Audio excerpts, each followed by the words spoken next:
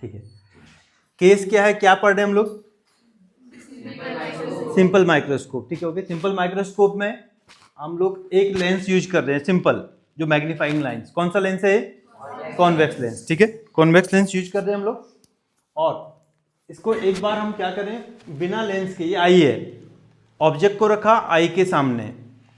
ठीक है, यहां से जो एंगल बनेगा ना, ऑब्जेक्ट का जो एंगल बन रहा होगा बहुत छोटा बन रहा होगा। ठीक है, तो वो जो एंगल है उस एंगल को क्या बोल रहे हैं हम लोग? Angle of object. ऑब्जेक्ट ने जो एंगल बनाया, क्लियर? उसकी वैल्यू क्या लिखी हमने? यहां देखो ये। और कितनी दूरी पे रखना है इसको, ऑब्जेक्ट को? 25 सेंटीमीटर, क्योंकि हमें जो क्लियर विजन दिखेगा वो कितने पे दिखेगा?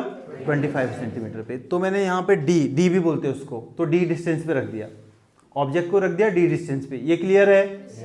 और ये एंगल किसका लेना है? ये आई ने जो एंगल बनाया, आई पे जो एंगल बनाया ऑब्जेक्ट ने, उस एंगल को लेना है। अब बताओ यहाँ से tan अल्फा अगर कैलकुलेट करूंगा तो क्या बनेगा? ये बन गया परपेंडिकुलर, ये बन गया बेस, ये है alpha. tan alpha is equal to, अगर ये लेंथ ए बी है, जैसे ऑब्जेक्ट की लेंथ पर हमने ए बी यूज किया हुआ, तो ए बी अपॉन क्या बन जाएगा? ये ए बी अपॉन डी। ये कौन सा एंगल है? आई पे जो बना है, ऑब्जेक्ट ने जो आई पे बना वो एंगल है। इतना क्लियर? इसके बाद हम लोग दूसरा केस ले रहे हैं। केस ये है कि हमने लेंस रखा हुआ और लेंस के सामने रखा हुआ। ये सिंपल माइक्रोस्कोप में एक ही लेंस यूज होगा, तो ये हमने कॉन्वेक्स लेंस यूज किया। आपको पता है कब मैग्नीफाई करता है? एफ और ओ के बीच में। तो एफ और ओ के बीच में रखा हुआ ऑब्जेक्ट, तो इसने मैग्नीफाई किया, यहां बनाया। कौन सा इमेज है, कैसा इमेज है?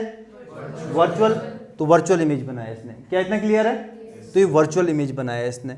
अब इस केस में देखो एंगल कितना बना रहा है, ये इमेज कितना एंगल बना रहा है? ये ऑब्जेक्ट रखा हुआ है, ये ऑब्जेक्ट रखा हुआ है, ये इमेज है। इमेज कितना एंगल बना रहा है? ध्यान से देखो यहाँ पे बीटा, ये यहाँ पे ही बना रखा है। देखो इमेज हमारा बीटा एंगल बना रहा है। ध्यान से देखो लेंस पे बना रहा है एंगल, ओके। और लेंस पे ये ऑब्जेक्ट कितना एंगल बना रहा है? बीटा एंगल बना रहा है। वो आई वाला केस है, वो विदाउट लेंस वाला, वो आई पे बना रहा है, ये लेंस पे बना रहा है बेसिकली। क्लियर? ऑब्जेक्ट लेंस पे बीटा एंगल बना रहा है, ऑब्जेक्ट आई पे कितना एंगल बना रहा है? अल्फा बना रहा है। अब यहां से अगर मैं इस पे लगाता हूं tan बीटा का वैल्यू क्या आएगा? tan बीटा क्या आएगा यहां से? a dash b dash upon v, या फिर ए बी अपॉन यूई भी बोल सकते हैं। ये ऑब्जेक्ट की डिस्टेंस है, यूई ऑब्जेक्ट की डिस्टेंस है, v यहां से यहां तक इमेज की डिस्टेंस है। तो ये भी लिख सकता हूं मैं tan beta is equal to A B upon UE, A B upon UE. या फिर इसी को क्या लिख सकते हैं? a dash b dash upon v, a dash b dash upon e। क्या इतना क्लियर है? तो ये tan बीटा आ गया मेरे पास। और जो एंगुलर मैग्निफिकेशन है, एक तो मैग्निफिकेशन हमने पढ़ा था m is equal to v upon u, याद आ रहा?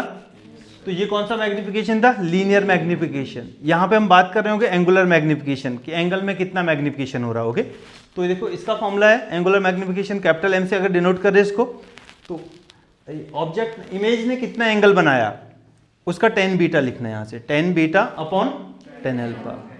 वैसे इसमें बहुत छोटे एंगल बन रहे होंगे नहीं बन रहे होंगे? ऑब्जेक्ट का साइज बहुत छोटा होगा कि नहीं होगा? और इमेज का साइज भी बहुत छोटा होगा। तो इसको हम लोग tan बीटा को बीटा भी लिख सकते हैं और इसको अल्फा भी लिख सकते हैं। तो बीटा अपॉन अल्फा भी कर सकते हैं स्मॉल एंगल अप्रोक्सीमेशन से। ऑब्जेक्ट माइक्रोस्कोप में हम बहुत बड़े ऑब्जेक्ट थोड़ी देख रहे हैं, बहुत छोटे ऑब्जेक्ट को देख रहे होंगे। वो आई पे कितना एंगल बनाएगा? बहुत छोटा बनाएगा। तो यहाँ पे स्मॉल एंगल अप्रोक्सीमेशन लगा रहे हैं हम लोग, ठीक है। तो बीटा अपॉन अल्फा भी बोलते हैं इसको। पहले तो tan beta upon tan alpha भी बोल सकते हैं, पर बीटा अपॉन अल्फा है एक्चुअल फॉर्मूला। अब यहाँ बीटा की वैल्यू निकालनी, मतलब tan बीटा की वैल्यू निकालनी मुझे। tan बीटा मैंने निकाला ये ना, तो ये वैल्यू पुट करनी है यहाँ पे tan बीटा की जगह, और tan अल्फा की जगह ये वाली वैल्यू पुट करनी है। तो a dash b dash upon v और बना a b upon d, alpha की वैल्यू ये आई थी, ओके। अब a डैश b डैश को थोड़ा रिप्लेस करना है यहाँ से। देखो a डैश b डैश को क्या लिख सकते हैं हम लोग? A B times v upon u लिख सकते हैं, या v upon u into A B.